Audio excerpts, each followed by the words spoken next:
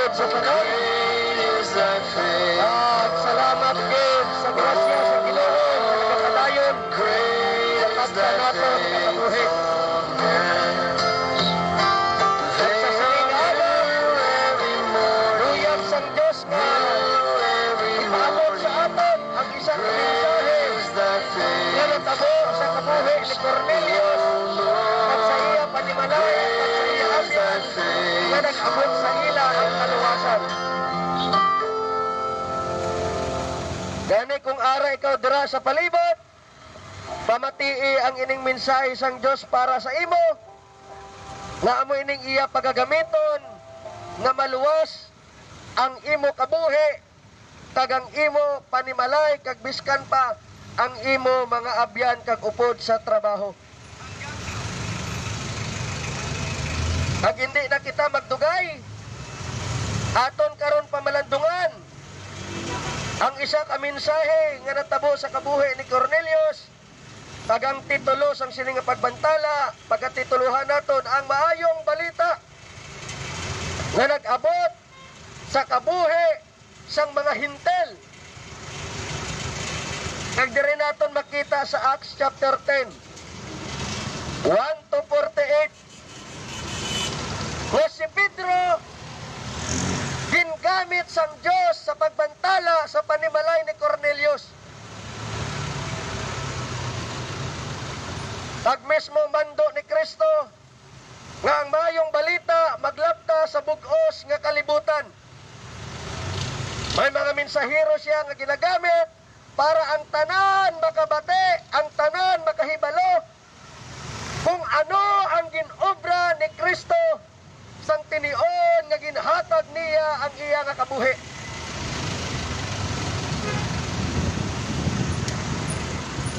Kay man utod abyan sang sining nga tinion, sang si Kristo nag-abot sa sining kalibutan. Una nga katuyuan nga siya ginpadala sang Amay. Bangod kay luyag sang Dios nga luwason ang iya mga katawhan, ang mga Israelita. Amo ni silang mga Hudyo nga halin sa rasa ni Abraham. Si Abraham ato isa ka Kaldinyan, pero gingamit ang iya nga rasa para gamiton nga kung sa diin mag-abot kag maghalin dere ang 12 ka tribo ni Israel. Kag sa sini nga tinion, ang rason nga nag-abot si Kristo sa kalibutan para luwason ang iya mga katawhan nga mga Israelita. Wala pa ginpahayag ang kaluwasan sa mga hintel, kundi ang kaluwasan ginpahayag pa lang para tani sa mga Israelita. Ugaling lang maluluyon, mahigugmaon, kag napunan sang grasya ang Dios nga nagtugas ang langit kag sang duta. Iya ginhatag man ang kaluwasan biskan pa sa aton nga mga hintil. Nagkaroon ipakita ko sa inyo kung paano nag-abot ang kaluwasan sa panimalay ni Cornelius na hindi man Hudiyo.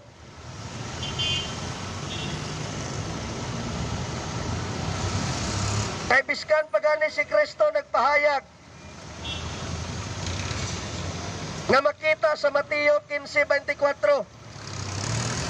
Ang siling ni Jesus, ginpadala ako sa sining kalibutan para sa mga Israelinhon nga kaangay sang karniro nga nagtalang.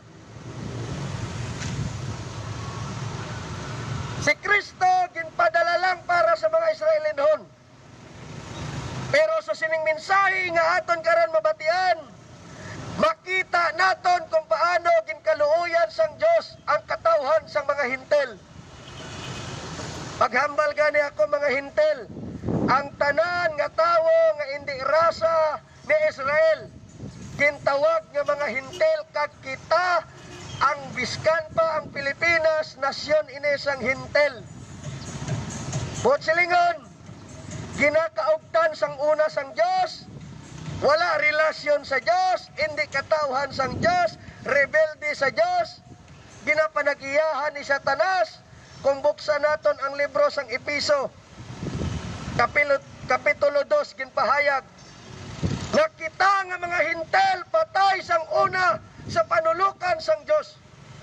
Ginsunod naton ang pangginawi sa sining mga katawhan nga ari sa kalibutan. Kag sang una anay sakop kita ni Satanas. Amo nang kamatuoran nga ginpahayag.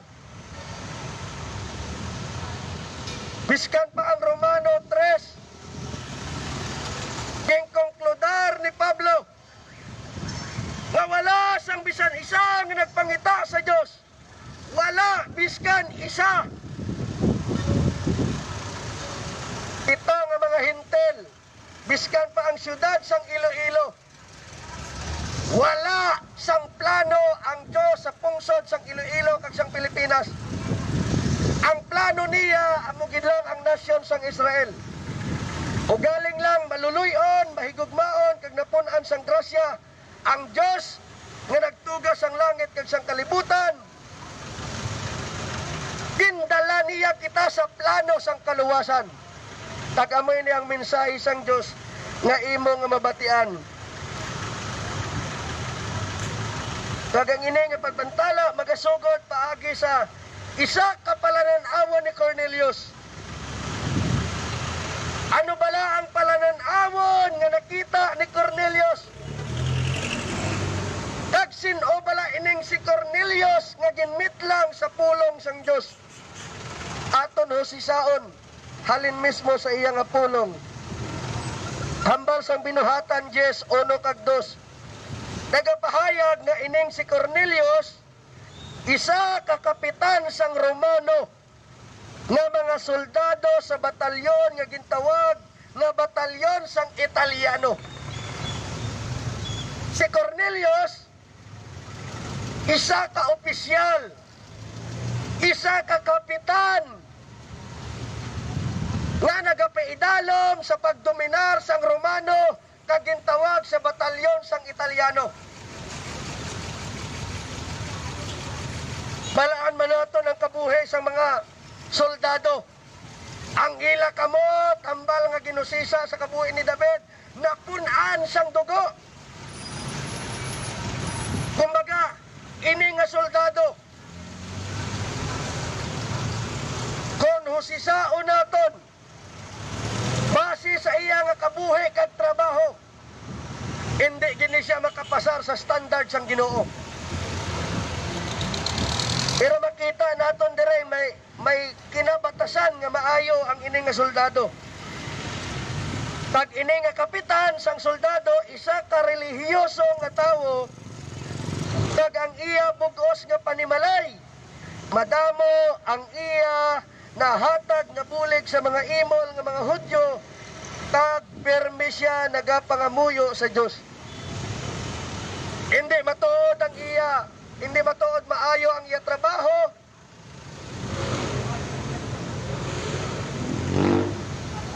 Nagambal ka, Brother Lloyd, nga hindi maayo ang iya nga trabaho kay opisyal siya sang soldado. Kay kabangod para sa mga Hudiyo. Kining kabuhi sang isa ka soldado, ang ila mga kamot ginagamit sa pagpatay. Pero nakita naton nga may kinabatasan. O kung ining si Cornelius, maayo bangon nagapanagtag sa imol kag nagapangamuyo sa Dios, kag relihiyoso nga tawo biskan ang iya nga panimalay, pero sa gihapon wala pa sa iya ang kaluwasan. Wala pa siya nakaangkon sang kaluwasan. Kaysa sininga tinion, wala pa niya nabatian ang maayong balita. Sa standard sang tawo, makita nimo ang kabuhi ni Cornelius nga kung sa diin labaw sa tanan. Pero sa standard sang Ginoo nga iya ginapangayo, hindi kung anuman ang posisyon nimo sa gobyerno, hindi man kung anuman kaayo ang imo binuhatan sa imo isig katawo, ang kaluwasan wala napasad sa hinimuan sang tawo. Kaya ang tanan nga pagkamataro nga ginobra sang tawo sa tubangan sang Isaiah. Good morning, sir. Daw kaangay lang sang mahigko nga trapo. Amo ni nga kinahanglanon ni Cornelio sang maayong balita kung ano gid bala ang matudtod nga makadala sa aton sang kaluwasan sa aton panimalay kag sa aton nga abyan. Kag magapadayon kita sa verse 3 kag 5, diri naton makita may palananawon nga nakita si Cornelio samtang nagapangamuyo siya sa Dios. Kag naibaluan man naton nga ang Dios wala nagasabat sa pangamuyo sang balaod, pero nakita naton dere ang kaluoy sang Dios. Nga biskan si Cornelio sa nagpangamuyo sa Dios, sa iya nga pagpangamuyo sa Dios, ginpamatian sang Dios ang iya pangamuyo. Amo ining palananawon nga nakita ni Cornelius. Sang alas 3 sang hapon, may nagpakita sa iya nga anghel sang Dios. Klaro gid ang iya nga nakita, kag nagsulod sa iya balay kag nagsiling, Cornelius. Pagkakita niya sa anghel, ginhadlukan siya kag nagasiling, ano ang kinahanglanon mo sa akon? Nagsiling ang anghel, ginpamatian sang Dios ang imo mga pangamuyo, kag nalipay siya sa imo bulig sa mga imol. Gani gindumdum ka karon sang Dios. Karon magsugo ka sa mga tawo sa Jopa. Kag tawgon si Simon Pedro. Ginpreparar sang Dios ang kabuhi ni Cornelius kag ang iya panimalay. Kag karon handa na ang panimalay ni Cornelius. Iya na ginpasugo si Simon nga magadala sang maayong balita kag magasugid kung ano ang ginobra ni Kristo para sa ila.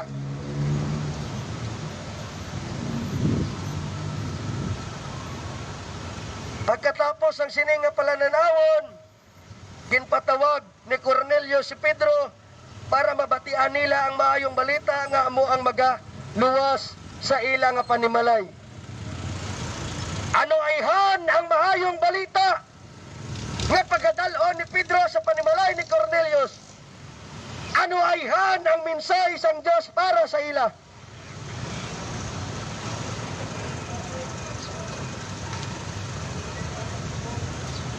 Kag sa verse 9 pakadto 16, kag iya ini nga gin-eksplikar sa binuhatan 11 versikulo 4 kag 10.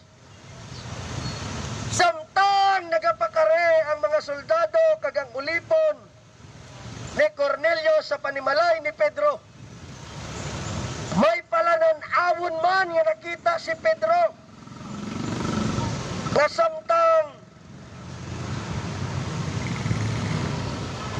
nagapanglakaton ang mga lalaki nga ginsugo ni Cornelius, nakakita si Pedro sang palananawon nga makita sa binuhatan 10 versikulo 9 kag 16. Ano bala ining mga palananawon nga iya nga nakita? Ang hambal sang pulong sa versikulo 9, udtong adlaw nagsaka si Pedro sa pagpahuway dito sa patag nga atop sang balay, agud magpangamuyo. Kag samtang nagapangamuyo siya, kag ginapreparar ang pagkaon, hinali lang gingutom si Pedro, kag may ginpakita sa iya ang Dios. Ano bala ang ginpakita sang Dios sa palananawon ni Pedro? 11, nakita niya nga ang langit nagbukas kag may nagapaidalom nga daw habol nga malapad nga nahigtan sa 4 ka pamusod. Ano ang nakita ni Pedro sa sinang habol nga gintonton nga ginhigtan sa 4 ka pamusod? Aton siya pamatian. Versikulo 12, kag sa sini nga habol nakita niya ang tanan nga klase sang sapat, kag mga sapat nga nagalakat, kag nagakamang, kag nagalupad. Dayon may tingog siya nga nabatian nga halin sa langit, Pedro, magtindog ka kag mag-ihaw. Pedro, magtindog ka kag magkaon. Nagsabat si Pedro sa versikulo 14, Ginoo, hindi mahimo, tungod nga halin sadto, wala pagid ako nakakaon sa mga sapat nga pareho sini, nga suno sa kasulatan, mahigko kag ginadumilian nga kaunon. Amo ini ang palananawon nga nakita ni Pedro, nga ginpakita sa iya sang Dios. Ano bala ang kahulugan sang sini nga palananawon? Balaan mo utod abyan. Sa mga Hudiyo may mga pagkaon sila nga ginadumilian, nga pwede ninyo kaunon ini, hindi ninyo pwede kaunon ini. Kag konsepto sa mga Hudiyo, basta gani may baluan nila nga mahigko ang ginang pagkaon, hindi gina nila pagkaonon, kay kung kaunon nila magapabilin ang kahigko sa ilang nga kabuhi. Amo na kastrikto sa pagkaon ang mga Hudiyo. Karon may ginpahayag ang Ginoo kay Pedro paagi sa isa ka palananawon. Pagin pahayag sang Ginoo, Pedro, hindi pagkabiga nga mahigko ang akon nga gintinluan. Ano bala ang mensahe sang sine nga palananawon? Sa 15 nagsiling liwat ang tingog kay Pedro, Pedro, hindi pagkabiga nga mahigko ang bisan ano nga butang nga gintinluan na sang Dios. Ini nahitabo sa 3 ka bises nga ginsulit, kag pagkatapos ginbatak gilayon palangit, kag ano ayhan ang mensahe sang sini nga palananawon, pagbag-o naton ina patpaton. Ari anay ang isa ka ambahanon nga ihatag ko sa inyo nga nagatitulo, People Need the Lord.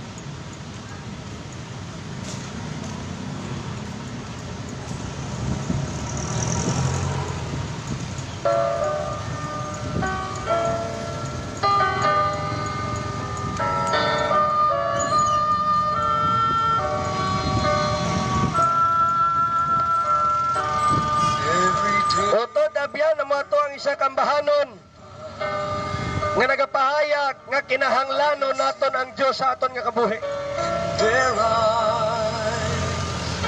Bisan pa kaangay ka ni Cornelius,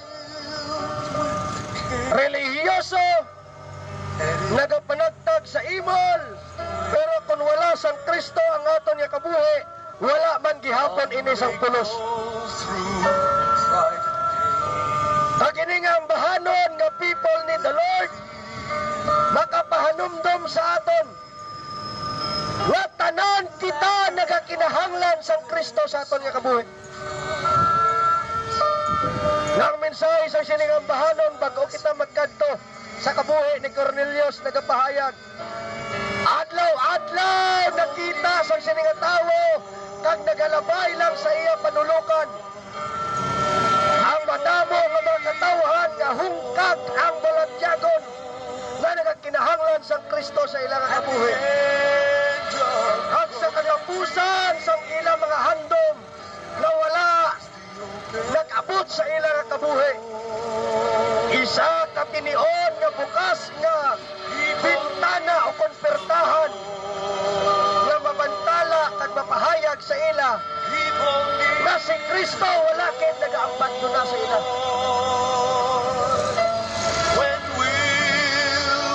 Kung aton gidlang utod abyan na ibaluan, ang tao nagakinahanglan kay Kristo. Si Kristo wala nagakinahanglan sa aton. Ikaw ang nagakinahanglan sang Dios sa imong nga kabuhi. Kay kung wala ang tawo, Diyos man siya gihapon. Pero kung wala sang Diyos ang kabuhi sang tawo, wala gid sang pulos.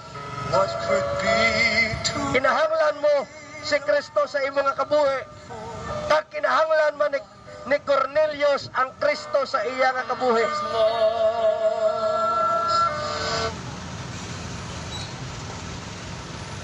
Kag aton nga magapadayonon ang mensahe nga nag-abot sa kabuhi ni Cornelius paagi sa iya nga pananawon, kag ang pulong mismo makabulig sa aton sa paghusisa sini kung ano bala ang buot silingon sa pananawon naging pahayag sa kabuhi ni Cornelius. Ang ambal sang pulong pagkatapos adto nga hitabo, ang Espiritu sang Dios nagsugo kay Pedro nga pag-upod ka sa sining nga mga tawo kag magkadto sa panimalay ni Cornelius. Ano ay ang pag-aubrahon sang Dios sa kabuhi ni Cornelius? Ano ay ang mensahe nga iya ipaabot? Ang inang palamungkutanon nga aton pagkasabton. Pag-abot sa versikulo 24, diri nato nakita nga gintipon ni Cornelius ang iya panimalay kag kaupod sang iya mga abyan. Kag pagkakita nila kay Cornelius, nagluokon pagkakita ni Cornelius kay Pedro, nagluhod siya para simbahon si Pedro, pero ang hambal ni Pedro, magtindog ka kay tawo man lang ako. Od-od, dala sa untanay ang kamaturan nga makita naton dere. Sang nagkadto si Pedro sa panimalay ni Cornelius, sang nakita siya ni Cornelius, si Cornelius nagsimba kay Pedro. Pero ginsabtong siya ni Pedro, hindi ako pagsimbaha, kay tawo man lang ako. Diri naton makita nga nagapahayag na hindi dapat simbahon kami nga mga alagad sang Dios. Nagluyag ipahayag ni Pedro kung buhi lang si Pedro. Kung ginsabtong niya si Cornelius, kung ang rebulto nga ginobra naton sa imahe ni Pedro makahambalang, hindi ninyo ako pagsimbaha, kay tawo man lang ako.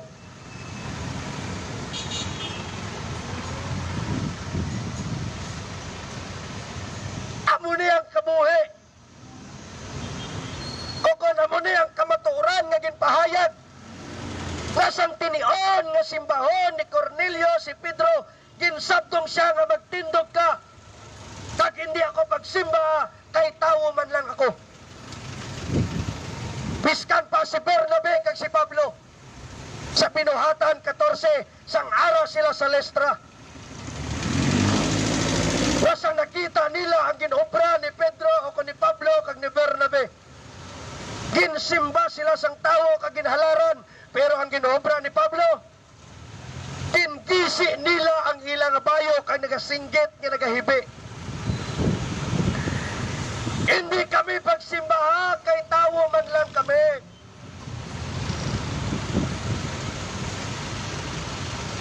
Kundi ginpahayag ni Pablo kag ni Bernabe, bayaan ninyo ang malaot ninyo nga ginahimo kag magpanumbalik kita sa Dios nga nagtugas ang langit kag sang kalibutan. So damo sa aton nga biskan ang imahe ni Pedro, ni Pablo, kag kung anuman nga santos, luyag naton simbahon. Pero kung buhi lang si Pablo kag si Pedro, siya gid mismo personal magasabtong sa aton. Hindi ninyo ako pagsimbaha, kay tawo man lang ako. Simbaha ang Diyos nga nagtuga sang langit kag sang kalibutan. So magapadayon kita sa aton nga pagtuon, nga kung sa diin, di rin natin makita na kung sa diin, ginsabtong ni Pedro si Cornelius para siya simbahon, bangod si Pedro tao lang. Kag sa versikulo 28 nagapahayag, nosang tinion nga ara na si Pedro sa panimalay ni Cornelius nga mga hintel, iya ginpahayag nga sa amon nga relihiyon nga mga Hudyo, hindi dapat nga magapakig-upod kami sa inyo nga mga hintel. Hindi dapat ako makita sa sini nga pagtililipon. Pero bangod sang palananawon nga nakita ni Pedro,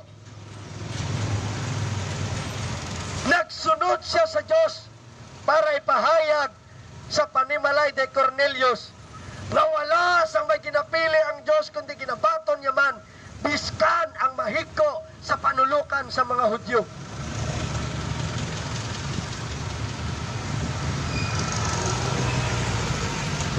Kag rin naton makita amo ining mensahe sang palananawon nga kung sa din biskan kita gali nga mga hintel, ginkabig nga matinlo sa tubangan sang Dios. Nga ginkabig nga kita nga matinlo sa tubangan sang Dios. Paagi sa aton paghimulat, paagi kung sino ikaw, kung ano ikaw, nga kaanga ikaw ni Cornelius, hindi. Kundi may naghalad sang iya kabuhi para kita matinluan. Nga bisan ang tawo makasasala, patawaron siya sang Dios. Nga bisan ang tawo ginakabig nga mahigko, pagatinluan siya sang Dios. Langin pahayag sang Dios kay Pedro, Pedro, hindi pagkabika ang tanan nga butang akon man nga gintinluan. May kamatuoran siya nga luyag ipahayag nga ang panimalay ni Cornelius, biskan si Cornelius kag ang iya mga abyan nga nakabati sang mensahe sang Dios, ginpahayag niya nga biskan sila nga mga hintel paagi sa ginobra ni Kristo gintinluan ang ilang nga kabuhi. Amo ning mayong balita nga nag-abot sa panimalay ni Cornelius. Paagi sa isa ka palananawon nga Pedro, hindi pagkabiga nga mahigko ang akon nga gintinluan. Amo ini ang natabo sa panimalay ni Cornelius. Laging pahayag ni Pedro, biskan sa aton nga mga hintel, nga makita sa Episo Kapitulo 1 versikulo 7, nagapahayag, hindi lang sa mga Hudiyo ang kamatayon ni Kristo, kundi para man sa aton. Ang hambal sang pulong, paagi sa dugo ni Kristo gintubos kita, nga ang buot silingon, ginpatawad na ang aton mga sala, dako gid ang bugay sang Dios sa aton. Ang mga Episo, hintil kaangay naton.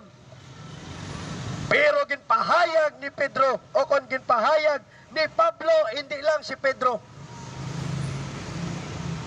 nga ang mga hintil sa Episo, gintubos sang hamili nga dugo ni Kristo kag ang buot silingon, ginpatawad na ang ila sala.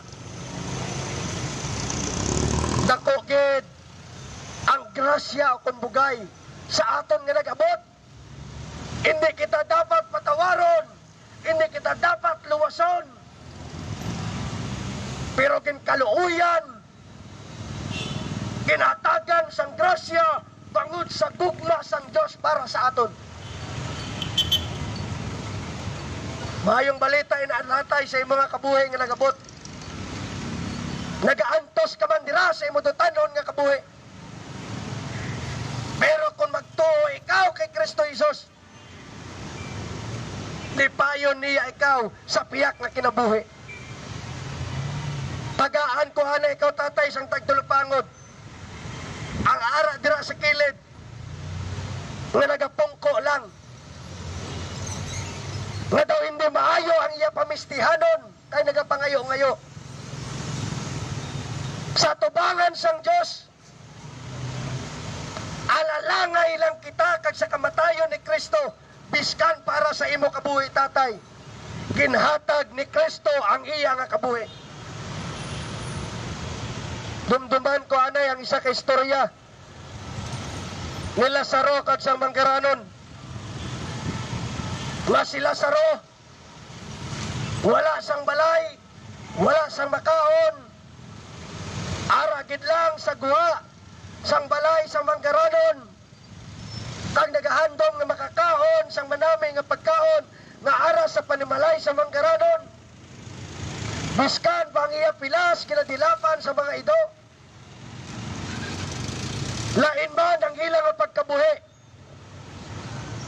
Ang manggaranon nagkabuhi sa sining kalibutan nga maayo ang iya kahimtangan kag nagpinatuyang kag nagpinagusto siya. Pero si Lazaro naka-eksperyensya sa mga pag-antos sa iya nga kabuhi. Pero isa lang ang ila nga ginaguman. Napatay ang manggaranon kag napatay man ang imol nga si Lazaro. Pero sang tinihon nga napatay sila, may siparar nga destinasyon ang ilang nga ginkantuan. Ang manggaranon nakita sa duog sang pag-antos, kag si Lazaro nga pobre o kun imol, upod niya si Abraham nga nagapanglakaton, kag nakita siya sa manggaranon. Father Abraham, Father Abraham, pwede bala sugoon nimo si Lazaro nga itumoy niya ang iya punta sang iya tudlo sa tubig kag ibutang sa punta sang akong dila. Ang sabat sa iya ni Abraham, may dako nga ulhot nga nagasiparar ang tawo nga ara dira hindi makapalapit dire, kag ang tawo nga ari dire hindi makakadto dira.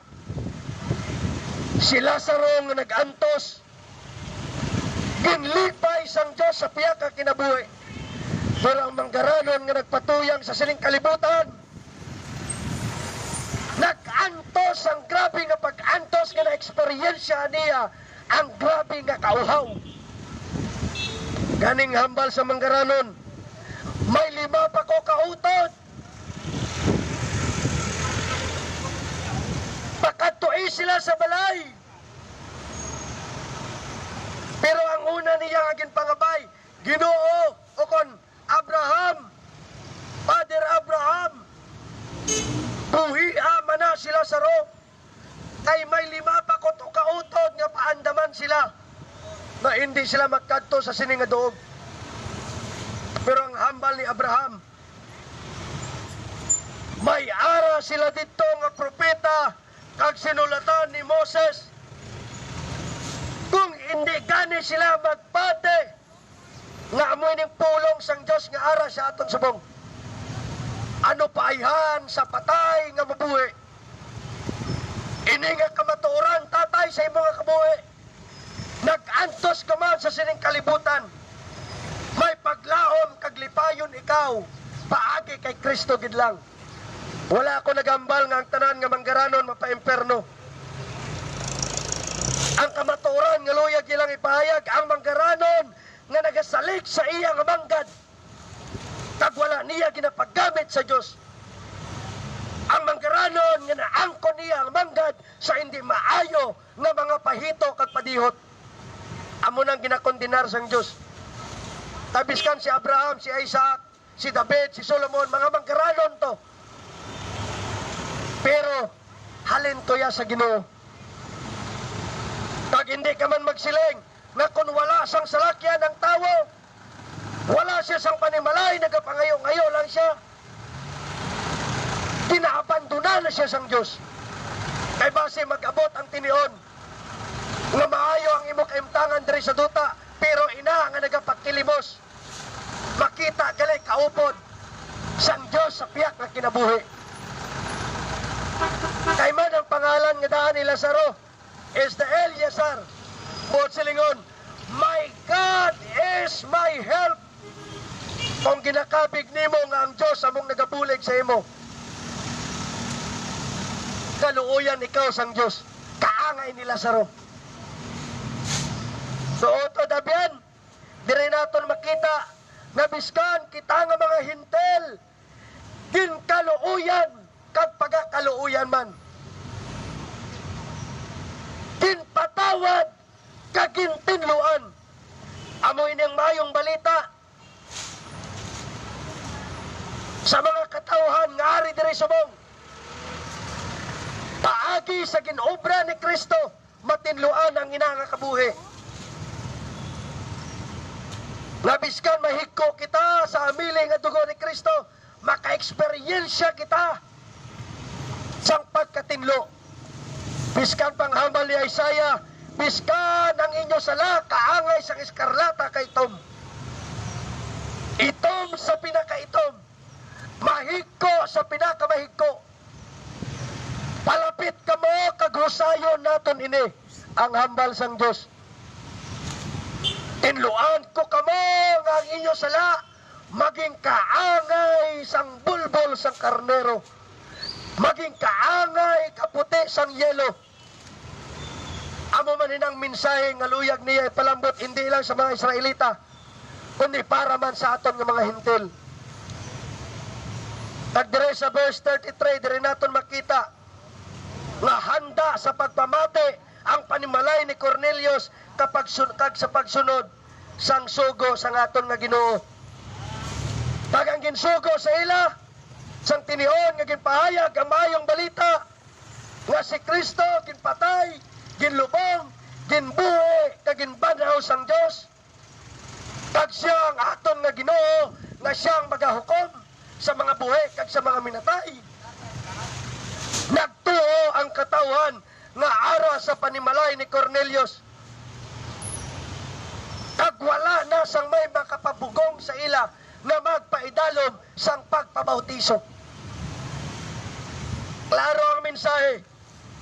Sa tanan nga nakabate kay nakahangop sang mensahe sang maayong balita nga si Kristo naghatag sang iya nga kabuhi para sa imo kag para sa akon.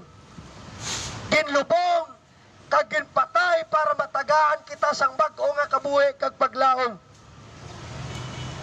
Kag sa iya nga pagkabanaw, may buhi ikaw nga paglaom, nga buhion kag banawon man sa ulihi nga mga inadlaw. Nga ang kapatawaran sang aton sala kay Kristo kag kay Kristo gid lang. Karon kinabantuan ikaw sang pulong nga kung nagtuo ikaw, magapaidalom gid ikaw sa pagtugmaw. Magpangita ikaw sang simbahan nga malapit sa pulong, hindi malapit sa inyo. Kay man damo nga simbahan nga malapit lang sa inyo balay. Pero pangitaa ang simbahan na malapit sa pulong sang Ginoo. Kaya mo inang magagiya kag magatudlo sa inyo. Kay biskan pa si Pedro sang tinion nga naluwas ang panimalay ni Cornelius, nagpabilin siya para tudluan ang ina nga mga katawhan. Utod, abyan na may nang mayong balita na nag-abot sa panimalay ni Cornelius, naluwas ang iya panimalay kag ang iya mga abyan.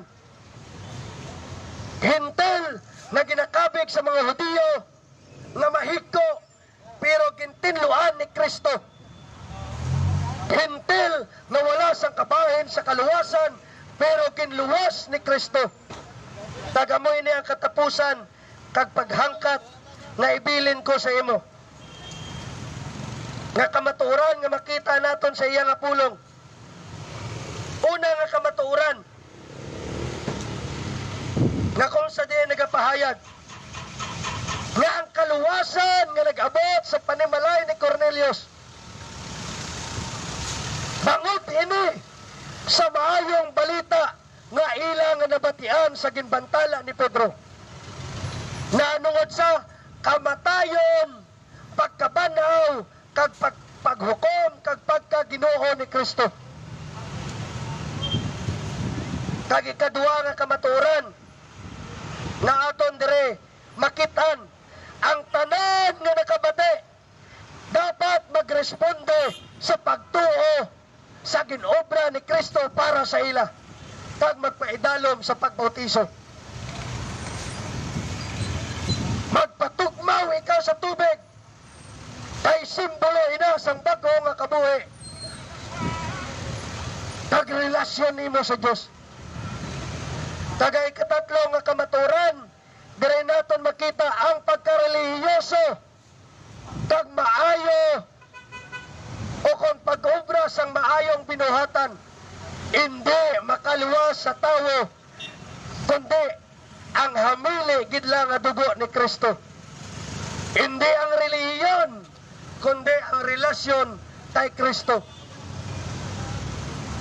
Ikaw kaangay bala ni Cornelius nga ginapabugal mo nga maayo ang imong binuhatan sa standard o kung talaksan sang tawo, makapasar ikaw pero sa standard sang Ginoo hindi. Relihiyoso nga daw wala sang kasawayan pero kung wala sang relasyon kay Kristo, wala gyapon ina sang pulos. Si Kristo kinala aton nga paglaom kag makaluwas sa aton kag wala na sang iban. Kaya ang hambal sang pulong sa Juan 8:24 ano sini? Mapatay ang tawo kag hindi mapatawad ang ilang sala kung hindi sila magtuo kay Kristo. Kag may sugpon pa, sigurado gid nga mapatay ang tawo kung padayon sila magpakasala. Buot silingon, wala sang kapatawaran sang sala sang tawo kung hindi gid lang sa ginobra kag ginhimo ni Kristo sa krus. Gani biskan adlaw-adlaw naton ibantala ang isa ka mensahe nga paagi sa amili nga dugo ni Kristo nagpatawad aton sala. Hindi ako magkataka sa paghambal sina. Hindi ako magkaluya sa pagpahayog sina. Kaya mo nang kamaturan kag maayong balita nga na-eksperyensya naton ang pagpatawad na makita sa Episo 1, Kapitulo 7. Nga paagi sa amili nga dugo ni Kristo. Gintubos kita na ang buot silingon, ginpatawad ang aton sala. Wala na sang iban nga makapatawad kag makaluwas sa kabuhi sang tawo. Only in the blood of Jesus. Tag wala na sang iban. Tag si Kristo mismo nagpahayag. Si Kristo ang dalan kag kamatuoran kag ang kabuhi. Wala sing may makakadto sa Amay kung hindi paagi kay Kristo. Juan 14:6. Wala siya nagambal nga si Kristo isa sa mga dalan. O kung si Kristo isa sa madamo nga mga dalan. Wala. Ang iya ginpahayag si Kristo ang dalan, kag wala na sang iban. Gani utod, amoy ning ibilin ko sa imo. Tuuhi ang kamatayon ni Kristo sa krus. Si Kristo ang aton paglaom. Si Kristo ang kaluwasan kag wala na sang iban. God bless you all. Sa Diyos gidlang ang himaya. God bless Iloilo. Tagamoy ni ang ambahanon nga ibilin ko sa inyo sa pagtakop. Alam kong may magagawa ang Diyos.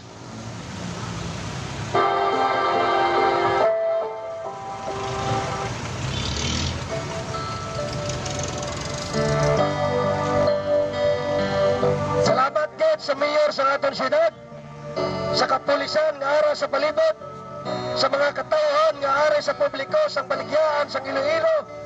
God bless you all. Kagabay maging kaangay ang inyo kabuhi sa kabuhi ni Cornelius.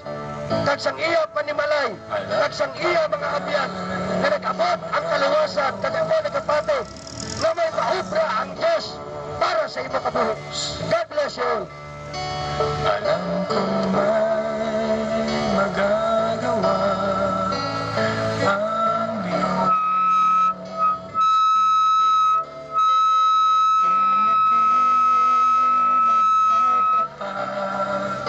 sa kaniya'y maglilingkod. Utod, salamat kayo sa pagupod.